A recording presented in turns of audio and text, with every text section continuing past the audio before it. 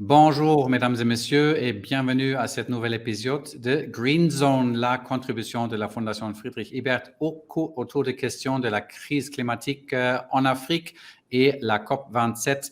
Nous avons le plaisir aujourd'hui d'échanger avec Dialikatou Diallo. Elle est vice-présidente de l'organisation Lead Sénégal qui œuvre dans la formation et le renforcement des capacités des citoyens dans le contexte de développement durable au Sénégal. Bonjour, Madame Diallo. Bonjour, M. Grant. Expliquez-nous juste brièvement au début, rapidement, en quoi consiste concrètement votre travail au Sénégal? En tant qu'organisation de base, ce que nous faisons, c'est de former nos pairs jeunes, plus particulièrement, mais aussi il y a des adultes dans notre organisation, sur les questions de développement durable, mais aussi de l'environnement. Et à travers cela, nous sommes sur le terrain, nous menons des activités de reboisement, nous faisons des formations et nous prenons part aux activités de plaidoyer qui se font au niveau national. On peut carrément dire que vous êtes une organisation de base. Quelles sont vos attentes par rapport à la COP27 en Égypte? Évidemment, vous allez participer, mais nous voudrions bien apprendre un peu plus par rapport à vos peurs et craintes, peut-être aussi, vu que la COP26 à Glasgow n'était pas tout à fait un grand succès. Oui, on ne voudrait pas que la chose se répète en Afrique. Et je ne voudrais vraiment pas que ça se passe comme ça s'était passé au niveau de Glasgow. L'Afrique attend beaucoup de cette COP et nous espérons qu'on sortira de cela avec des résultats qui vont vraiment permettre à l'Afrique de s'adapter, mais aussi au niveau international que l'atténuation puisse être une réalité. Bon, la présidence de la COP27 avait déjà déclaré il y a longtemps que cette COP doit être une COP africaine. Est-ce que vous sentez déjà des indications à cet égard? Bon, pas forcément, mais je suppose qu'il y a pas mal de choses qui sont en train d'être faites. Et on attend beaucoup aussi de nos dirigeants dans les négociations, mais aussi de partenaires dans l'accompagnement, surtout pour les jeunes, pour que la voix puisse être entendue, mais aussi que les populations de base puissent être entendues dans cette COP27, un point essentiel sur les pertes et dommages, et que l'adaptation, que l'Afrique puisse avoir accès à ces fonds qui sont disponibles et qui sont déjà là, mais on a du mal à les capter. Donc, il faudrait vraiment que la situation puisse se décanter pour que l'Afrique puisse bénéficier de ces fonds verts et des fonds qui sont mis en place pour vraiment par rapport au changement climatique. Mais si on discute de fonds financiers, bon, on fait ça depuis un certain moment, n'est-ce pas? Est-ce que vous ne croyez pas que l'Occident, ou disons les pays industrialisés du Nord, continuent à faire des promesses vides? Bon, promesses vides, je n'irai pas jusqu'à cela, mais je pense qu'il y a un effort à faire de part et d'autre pour qu'on puisse vraiment profiter de ces fonds. Souvent, on parle d'expertise, de business plans qui ne sont pas adaptés ou de fonds qui ne sont pas forcément, comment on appelle, consommés, alors qu'il y a le besoin sur le terrain, que les gens n'arrivent pas à se comprendre qu'il y ait des fonds qui sont disponibles d'après ce qu'on entend, mais qu'on n'arrive pas à les voir concrètement. Donc, il faudrait vraiment qu'on puisse assouplir au niveau international les procédures d'obtention de ces fonds, mais quand au niveau national aussi, qu'on puisse se donner les moyens de pouvoir justement capter ces fonds et de dérouler les activités telles que prévues, telles que demandées par les populations. Mais vous ne pensez pas que la question cœur, en fait, autour de laquelle on devrait discuter, c'est justement la réduction des émissions venant du Nord. Peu importe si l'Afrique pourrait mobiliser 75 millions d'euros par an ou 100 milliards d'euros par an, l'agriculture serait détruite dans quelques décades d'ici. Oui, nous allons parler justement de l'atténuation au niveau des internationales qui sont à l'origine, je dirais, de cette pollution à outrance. Mais à côté aussi, il ne faudrait pas oublier que l'Afrique, avant qu'on ne parle d'atténuation, puisque déjà on va en parler, mais l'adaptation devient un besoin vital pour nos populations. Donc, on va s'atteler à ce que les deux soient vraiment de vigueur, que l'atténuation soit une réalité, un engagement fort et concret de la part du Nord, mais aussi qu'au niveau de l'Afrique et des pays moins développés, qu'il y ait vraiment une adaptation, un accompagnement très concret de l'adaptation pour les populations de base. À quel point vous collaborez avec vos frères et sœurs africains de la société Et, civile pour justement renforcer la voix africaine lors de la COP27 à Glasgow? bon, nous sommes membres déjà de CAN, Climate African Network, donc nous pensons, on s'adapte, on essaie d'intégrer les dynamiques au niveau régional et au niveau international pour mieux porter la voix. Je pense que c'est dans l'entraide, la solidarité, mais dans l'unité des voix aussi, qu'on pourra justement se faire entendre et que l'Afrique brillera au cours de cette COP27. Dites-moi, est-ce que vous avez l'impression que les gouvernements qui entament les négociations concrètes entre eux écoutent suffisamment la voix de la société civile? Pas forcément. Je pense qu'il y a un écho qui n'est pas encore arrivé à bon point. Il faudrait que les gens, que nos États respectifs puissent écouter la société civile de leur pays, mais aussi la voix des jeunes qui sont sur le terrain. Mais les populations de base aussi, souvent, il y a un problème entre ce qui est défendu, en tout cas ce qui a été retenu au niveau international, et les besoins concrets des populations au niveau local. Donc, il faudrait vraiment qu'on essaie d'aligner cela, qu'il y ait une cohérence entre ce qui est négocié et le besoin des populations de base. Pourquoi ça cloche effectivement? C'est la 27e tour de négociation entre les partis. Pourquoi on a toujours l'impression que les choses deviennent pire en pire? Je pense qu'il n'y a pas de sanctions, il n'y a pas de pénalité, il y a rien qui contraint juridiquement, légalement, ni scientifiquement, pas forcément, les États qui polluent. Donc, je pense qu'il faudrait qu'il y ait des contraintes juridiques qui seront, ou des sanctions qui seront justement attribuées à ces États pollueurs qui sont en train justement de dégrader la planète et de mettre à risque le monde et la génération future. Vous dites c'est la Cour pénale internationale aussi qui devrait avoir un égard par rapport au crime environnemental? Pas forcément la Cour pénale, mais je pense au niveau de la COP aussi, il faudrait qu'il y ait des sanctions au niveau de ces instances ou au niveau des Nations Unies, qu'on puisse prendre cela comme vraiment un crime contre l'humanité et qu'on puisse sanctionner en conséquence, parce que c'en est un. Mais comment ça devrait se passer concrètement? On négocie depuis des années en fait, et là on a les émissions du Nord ne descendent pas du tout. Quelle est une mesure concrète quand vous parlez des mesures juridiques qui pourraient forcer entre guillemets les États du Nord de diminuer leurs émissions? Je pense déjà que les États du Sud devraient s'unir. Ils devraient s'entendre sur des points concrets. C'est vrai que les gens ne subissent pas les mêmes conséquences face au changement climatique, mais il y a une chose qui est claire déjà, c'est qu'on a des problèmes et ce ne sont pas forcément comment on appelle, des problèmes que nous-mêmes nous avons créés, mais que nous subissons de la part de ce qui se passe au Nord. Donc, pour commencer déjà, il faudrait qu'on s'unisse en tant que pays du Sud et qu'on arrive à se parler de la même voix et qu'on puisse aussi peser notre poids au niveau de la balance pour que ce soit une réalité et que l'affiliation puisse être une réalité et qu'il y ait des sanctions prévues pour les États qui ne sont pas se conformer à cela. Parfois, je pourrais avoir l'impression que les négociations se font toujours entre les pays industrialisés. Quelles sont les propositions pour monter le poids effectivement du continent africain lors des négociations à Sharm el-Sheikh? Des fois, bon, d'après ce que j'ai entendu, souvent il y a un problème d'argumentaire par rapport aux conséquences dont l'Afrique parle. Il n'y a pas de documentation, il n'y a pas assez de documentation, il n'y a pas assez d'évidence par rapport à ce qui est dit. Et souvent, dans les négociations, c'est très pratique, c'est en anglais et ça demande beaucoup d'expertise. Et il est à déplorer que dans certaines délégations africaines, l'expertise n'est pas toujours au rendez-vous parce que souvent, ce sont les politiques qui prennent part à cela. Et les experts ne sont pas forcément ceux qui ont la parole dans ces négociations. Et c'est dommage pour l'Afrique, c'est dommage pour les pays qui subissent cela. Donc, je pense qu'il faudrait que dans les délégations de pays, on mette plus le focus sur l'expertise, qu'on mette plus le focus sur la recherche, la documentation et qu'on puisse aussi donner des arguments concrets basés sur des évidences de ce qu'on subit qu'on subit justement à cause de ces effets négatifs du changement climatique. Mais avoir l'information, c'est une chose, mais avoir la vraie volonté politique, c'est l'autre chose aussi parfois. Oui.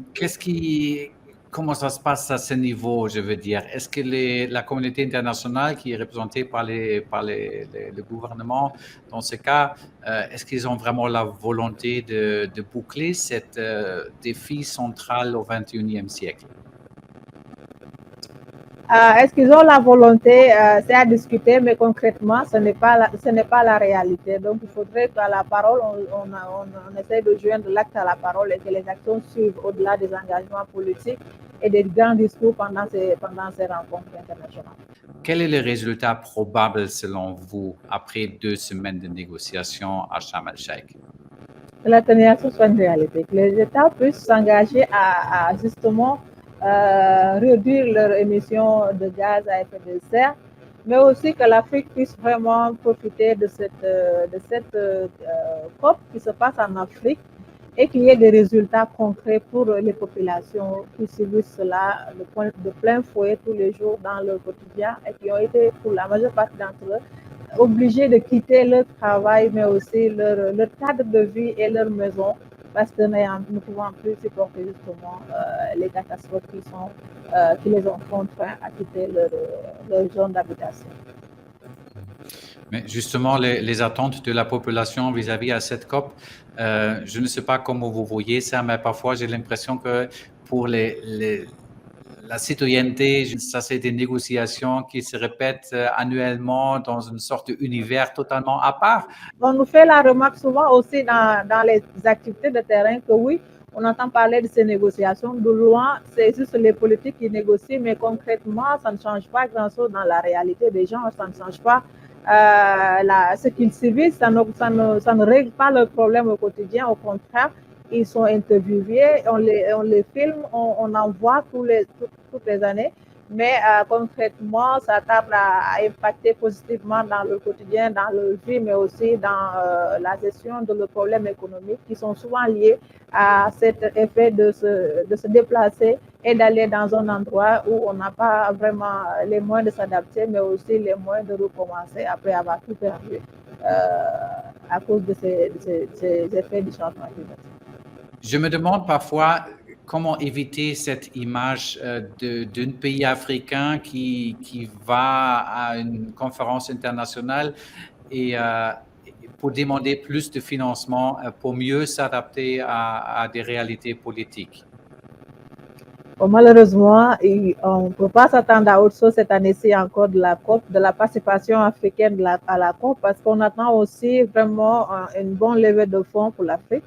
On attend à ce que les procédures soient assouplies pour que les gens puissent capter les fonds, les organisations puissent capter les fonds pour accompagner les populations dans l'adaptation. Mais c'est vrai qu'on a l'impression que l'Afrique est demandeur, mais l'Afrique n'est pas forcément demandeur dans le sens où elle n'a pas les moyens de s'adapter, mais parce qu'elle n'est pas à l'origine de ces problèmes. Et donc, quand on est indirectement ou directement touché par ce que fait notre voisin de cette planète, on est tenu de demander réparation. Ça, c'est une obligation. C'est par principe aussi que quand on est pollueur, on paye. Et ce n'est pas parce que l'Afrique vient en demandant que l'Afrique vient, c'est comme si on commandait. Non, on demande une justice climatique. Ce n'est pas qu'on vient commander de la part vis-à-vis du Nord une aide, mais on demande réparation, on demande une justice climatique. Que les gens qui polluent puissent comment on appelle, payer, mais aussi accompagner les gens à s'adapter parce qu'à défaut de ne pas, sur un coup, arrêter carrément la pollution, mais on peut aussi atténuer de l'autre côté, mais accompagner l'Afrique à s'adapter parce que ça, c'est vraiment pas... c'est responsabilité partagée. L'Afrique ne vient pas commander, on vient demander, on réclame la justice climatique. On n'est pas là pour demander comme si on nous faisait une faveur, mais on est là pour demander réparation de ce qui nous a été, ce qu'on subit de la part du Nord et où on n'a pas demandé notre avis avant de commencer. On nous voit toujours comme des demandeurs, on nous voit toujours comme des gens qui supplient de l'aide, du soutien, un accompagnement, alors que tel n'est pas le cas. On est tous membres de cette planète, on vit sur cette planète et on a aussi des aspirations en tant qu'État, en tant que continent, et c'est mal vraiment d'être tout le temps vu comme celui qui demande, comme celui qui vient les mains vides alors qu'on est assis sur de l'or. Donc c'est pas le cas. Il faudrait vraiment que la donne change. cette façon de voir les choses change, qu'on arrête de prendre les gens comme des mendiants, mais plutôt comme des gens à part entière et qui ont aussi un continent à développer et qui sont malheureusement des fois stoppés ou freinés par ce qui se passe au niveau du Nord. Et ça, vraiment, il faudrait que, comme on est tous dans cette planète-là, que les pollueurs puissent payer et qu'ils puissent accompagner les États dans l'adaptation. Oui, on vit tous sur la même planète, c'est vrai, mais parfois on a l'impression qu'on n'est pas tous dans le même bateau, n'est-ce pas? Oui, malheureusement. Et il faudrait que la donne change. On nous voit en tant qu'Africains, on nous voit en tant que pays du Sud comme des demandeurs. C'est comme si on est casse-pieds. Ils reviennent encore pour demander non. Parce que si on nous avait pas, si on n'avait pas pollué, si on n'avait pas, je veux dire, endommagé notre. Parce que là, en Afrique actuellement, on est au mois de novembre, on devait commencer à faire froid, mais malheureusement, on s'achemine vers le mois de novembre, autant pour moi. Mais il fait chaud. Même maintenant, en décembre, il fait extrêmement chaud en Afrique. Et ça, c'est dommage. Les populations sont déplacées parce qu'ils n'ont pas. Ça encourage l'immigration, ça encourage l'urbanisme à outrance parce que les gens ne peuvent plus rester chez eux. On demande aux gens de rester en Afrique, mais si on est en train de détruire le continent, comment y rester? Donc, ça, vraiment, c'est une justice climatique qu'on demande. C'est une justice pour qu'on demande. Ce n'est pas en aide en tant que tel, au sens propre du terme. Oui, la justice climatique, vous venez de mentionner, mais est-ce que vous avez l'impression que le pays ou les représentants du pays industrialisés, ils ont déjà suffisamment la conscience là-dessus? Bon, après, chacun est dans son rôle. On suppose que les pays industrialisés ont leur rôle, je veux dire, ils sont dans le rôle dans la recherche de profit, dans la recherche de développement scientifique, dans la recherche d'un meilleur cadre de vie pour la population. C'est normal.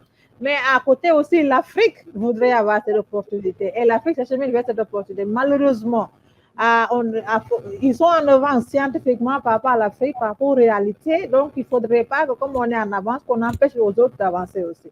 Donc, il faudrait qu'on puisse avancer chacun à son rythme, mais qu'on n'endommage pas le continent africain, qu'on nous demande de nous développer. Et à chaque fois, on nous dit que c'est un pays, c'est un continent pauvre. Alors, ce n'est pas la réalité.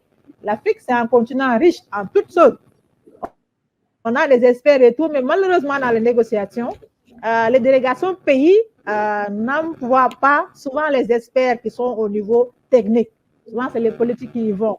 Et la recherche en termes de documentation de ces mauvaises pratiques, de ces impactés, n'est pas toujours montrée comme ça doit être montré au niveau. C'est trop diplomatique peut-être ce qu'on fait, ce qui est fait au niveau des négociations. C'est limite parce que si la personne qui va à la COP n'a pas l'expertise ni les informations pour peser sur la balance, c'est normal que ça ne passe pas. Et puis l'anglais, c'est aussi une limite pour beaucoup, surtout en zone francophone. Et donc, c'est toutes ces choses-là qui... Et puis, la façon dont les négociations se passent, parfois aussi, les gens se perdent dans la réalité de tout cela. Et à côté, on n'arrive pas à gérer d'un point de vue programme, d'un point de vue expertise, d'un point de vue langue, on est limite. Et donc maintenant, si on n'arrive pas aussi à amener des évidences, ça devient problématique. Donc tout ça, les pays industrialisés viennent avec toute une équipe d'experts qui vont justifier ce qu'ils font. Mais est-ce que l'Afrique amène toute une équipe d'experts, amène l'expertise? On ne manque pas d'experts, on manque pas d'experts. On a nos fils qui sont un peu partout dans le monde et qui font la fierté de ces États-là. Mais pourquoi l'Afrique ne pourrait pas profiter de cette expertise? Pourquoi le politique et le scientifique ne peuvent pas s'allier pour justement accompagner l'Afrique dans cet appel de la jeunesse, dans cet appel de l'Afrique à se développer? Ce n'est pas l'expertise qui nous manque, ce n'est pas les ressources qui nous manquent. La volonté politique est un défaut dans beaucoup d'États et finalement, enfin, il faudrait, les responsabilités, ce n'est pas que les pays industrialisés, c'est l'Afrique en tant que tel, c'est les États africains, mais aussi c'est la population africaine. À un certain niveau aussi, il faudrait que les gens puissent vraiment être conséquents avec eux-mêmes et essayer de prendre leur vie en main, histoire de mieux gérer la situation et de mieux s'adapter, parce que ce n'est pas l'expertise qui nous manque réellement. Très bien. Espérons donc que vos espoirs deviennent aussi la réalité un jour. Je vous remercie beaucoup pour cette conversation très agréable et j'espère aussi de vous revoir très bientôt en Égypte.